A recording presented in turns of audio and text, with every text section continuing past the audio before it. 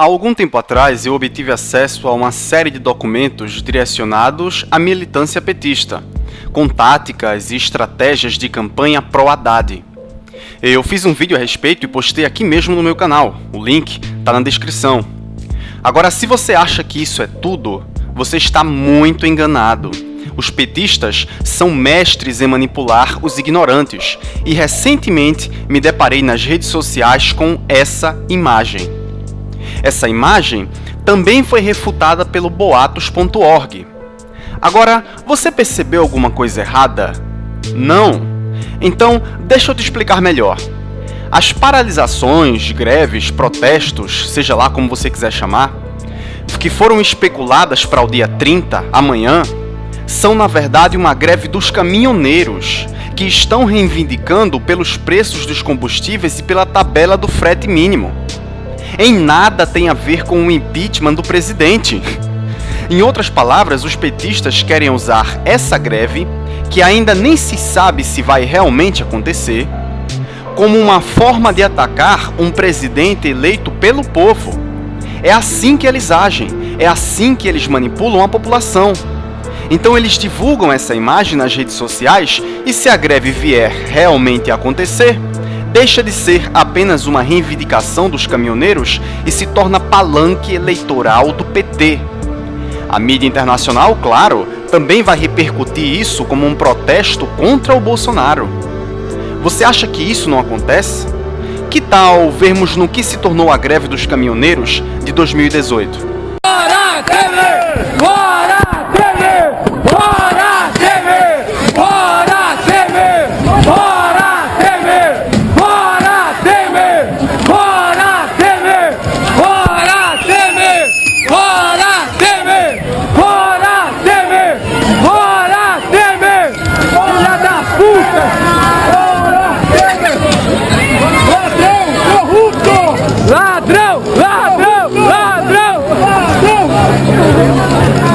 Então, a pessoa ignorante que está passando agora pelo aumento do gás, do feijão, dos combustíveis, por causa da greve dos caminhoneiros, acaba culpando não a greve em si, mas vai culpar o Temer. Feijão tá caro e a gasolina subiu. Vixe! Feijão tá caro e a gasolina subiu. A culpa é de Temer que tá afundando o Brasil.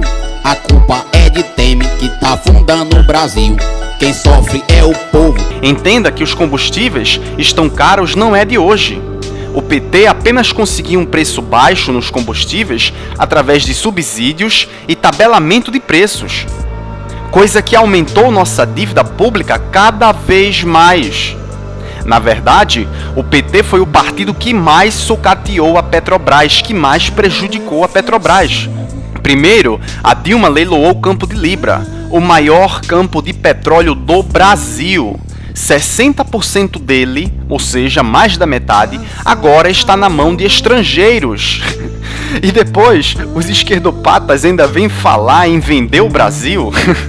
Queridas brasileiras e queridos brasileiros, no dia de hoje, o Brasil deu um grande passo. Começou a se tornar realidade a exploração em larga escala do nosso pré-sal. E passamos a garantir para o futuro uma massa de recursos jamais imaginada para a educação e para a saúde em nosso país. A fabulosa riqueza que jazia nas profundezas dos nossos mares, agora descoberta, começa a despertar. Desperta, trazendo mais recursos, mais emprego, mais tecnologia, mais soberania e, sobretudo, mais futuro para o Brasil e para todos os brasileiros e brasileiras. O sucesso do leilão do Campo de Libra, que é o primeiro megacampo do pré-sal a ser licitado em regime de partilha, vai permitir uma parceria da Petrobras com as empresas Shell, Total e as chinesas CNOOC e CNPC. São empresas grandes e fortes, que vão poder explorar nos próximos 35 anos um montante de óleo recuperável estimado entre 8 a 12 bilhões de barris de petróleo e 120 bilhões de metros cúbicos de gás natural. Cara, é muita cara de pau, né, velho? Hipócritas. Segundo, não para por aí. Lula admite que deu 2 de nossas refinarias para o esquerdopata Evo Morales da Bolívia. Eu quero confessar para vocês, e falo isso com orgulho, possivelmente se não fosse um governo como o nosso aqui no Brasil, o Evo Morales teria tido muito mais dificuldade na Bolívia, porque aqui no Brasil havia uma elite atrasada que queria que o Brasil fosse duro com a Bolívia. E eu lembro da primeira conversa que você teve no meu gabinete com o Evo Morales, com o Marco Aurélio Garcia, quando você perguntou, o presidente Lula, como você se comportaria se nós nacionalizássemos a Petrobras? Isso antes deles serem governo. E eu disse, olha, o gás é de vocês, o petróleo é de vocês, portanto, sabe, vocês fazem o que vocês quiserem. Lula, o gás é deles, o petróleo é deles, mas o dinheiro foi nosso. As 2 refinarias foram construídas em parceria com o Brasil, com nosso dinheiro. É simplesmente absurdo o governo boliviano quebrar nossa parceria e tomar à força, isso mesmo, à força, nossas refinarias. Esse caso ficou tão feio e vergonhoso que a Bolívia decidiu pagar 112 milhões pelas 2 refinarias. Piada, né não? Só para você ter uma ideia, a Dilma pagou 1,2 bilhão, com B, apenas pela refinaria de Pasadena, uma refinaria em estado completamente precário, um tremendo prejuízo para a Petrobras. A Petrobras coloca à venda a Enferrujadinha. Você já ouviu falar em Enferrujadinha? Né? Ou então ela é carinhosamente chamada de a Ruivinha. Isso é nome de refinaria? Pedro Leão, explica pra gente isso aí, Pedro, em detalhes.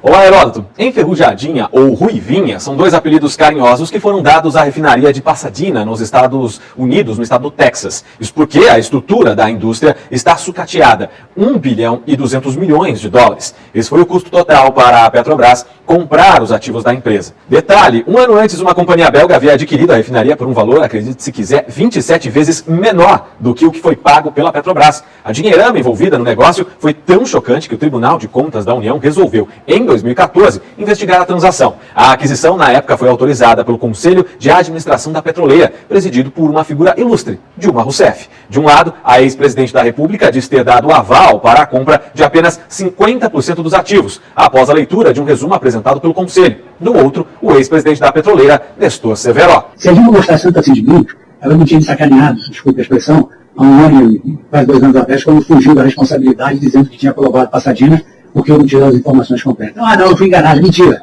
É mentira. Eu estou dizendo que isso não faz muita importância para a homologação. Dilma sabia de tudo, o tempo todo. Se a responsabilidade da Petrobras de aquisição de ativos pertence ao Conselho, do qual a Dilma é presidente. A refinaria se tornaria, então, um dos principais focos do petrolão. Mais de 10 anos depois, a indústria ainda teve que enfrentar diversos percalços, explosões, incêndios e até um furacão. Situações que podem ter colocado o valor de venda da refinaria lá embaixo. Especialistas estimam que a Petrobras venda a companhia por apenas 200 milhões de dólares, ou seja, 1 bilhão de dólares de prejuízo.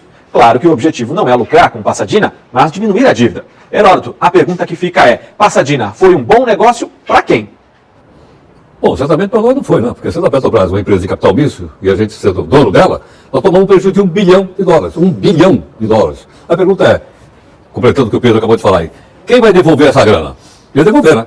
Além do PT ter leiloado o pré-sal, ter dado 2 refinarias nossas, ter feito a Petrobras tomar um puta prejuízo na refinaria de Pasadena, ainda não podemos esquecer da corrupção. Isso mesmo, não podemos esquecer que o Lula está preso exatamente por corrupção na Petrobras.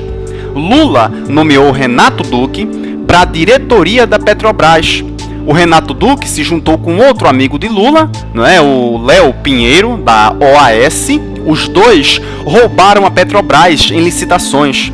Mas Lula diz, claro, que não sabia de nada, né? Sérgio Moro perguntou sobre outras nomeações políticas, como as dos ex-diretores da Petrobras, Nestor Cerveró e Jorge Zelada. E quis saber se Lula considerava que tinha responsabilidade pelos crimes cometidos por diretores que indicou. Senhor presidente, o senhor tendo indicado, pelo menos dado a palavra final para a indicação ao Conselho de Administração da Petrobras, de Paulo Roberto Costa, Renato Souza Duque, Nestor Cunhado Cerveró e Jorge Juiz Zelada, o senhor não tinha conhecimento de nenhum dos crimes por eles praticados enquanto diretores da Petrobras? Não. Mas enfim, o senhor tendo indicado essas pessoas, o senhor não tinha conhecimento de nada disso? Nada, eu indiquei tanta gente. O senhor tendo nomeado todas essas pessoas, o senhor entende que o senhor não tem nenhuma responsabilidade pelos fatos que eles praticaram? Nenhuma responsabilidade. Da Petrobras? Nenhuma responsabilidade. Agora, se Lula não sabia de nada, então por que recebeu um triplex desse esquema? Por isso, se os combustíveis estão caros, os caminhoneiros e o restante da população têm que agradecer, entre aspas, ao PT. Agora, finalmente, depois que o PT saiu do poder, a Petrobras conseguiu ter algum lucro e deixar de dar prejuízos, como fazia há anos, né? Prejuízos que você paga, não é? Voltando a falar das greves, sabemos que a CUT sempre foi um dos tentáculos do PT. Vamos libertar Lula. Por isso vamos libertar Lula. Fazer caravanas com Lula pelo Brasil inteiro. Fazer caravanas com Lula pelo Brasil inteiro. Defender o direito dos trabalhadores e a democracia. Defender os direitos dos trabalhadores e a democracia. E colocar os fascistas no lugar deles. Nesse dia 22. Paralisação nacional em defesa da Previdência. Paralisação nacional em defesa da Previdência. E contra o fechamento do Ministério do Trabalho. E contra o fechamento do Ministério do Trabalho. Será nossa primeira grande ato. Será o primeiro grande ato para desafiar Bolsonaro. Para desafiar Bolsonaro. Dizer que nós não temos medo dele. Dizer que nós não temos medo dele. E vamos derrotá-lo nas ruas. E vamos derrotá-lo nas ruas. Obrigado. Valeu, um abraço. Então, se a CUT instiga uma greve contra o governo, uma greve dos bancários, por exemplo, o povo será prejudicado e culpará o governo. Agora, mesmo que a greve não seja instigada pela CUT, não é? Seja simplesmente o povo que queira fazer essa greve, os petistas saberão manipular a visão do povo muito bem para transformar essa greve num palanque eleitoral do PT, como vimos acontecer na greve dos caminhoneiros em 2018 e como estamos vendo agora de novo. É assim que a esquerda funciona, promove o caos e a confusão na sociedade, promove a luta de classes, esquenta os ânimos para alcançar seus objetivos. É como fazer uma sopa de peixes num aquário, sabe? Basta esquentar a água que a sopa está pronta. Na entrevista de 16 anos atrás, Walesa deu conselhos a outro líder sindical que buscava ser presidente. Temos um sindicalista que é candidato à presidência da República. Ele teria algum conselho a dar a esse sindicalista? O nosso Brasil... Ele deve se conduzir como eu, aproveitar as chances e permanecer fiel às suas origens. Eu sabia, eu previ que Lula seria presidente, afirma agora Lech Wałęsa. Eu o conheço, nós já conversamos, mas sempre caminhamos em direções contrárias. Os dois ex-operários, Wałęsa e Lula, sempre tiveram uma relação de rivalidade.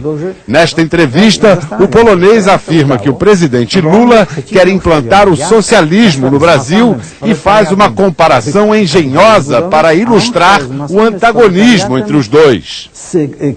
Fazer o comunismo a partir do capitalismo é muito simples. É como fazer sopa de peixe de um aquário.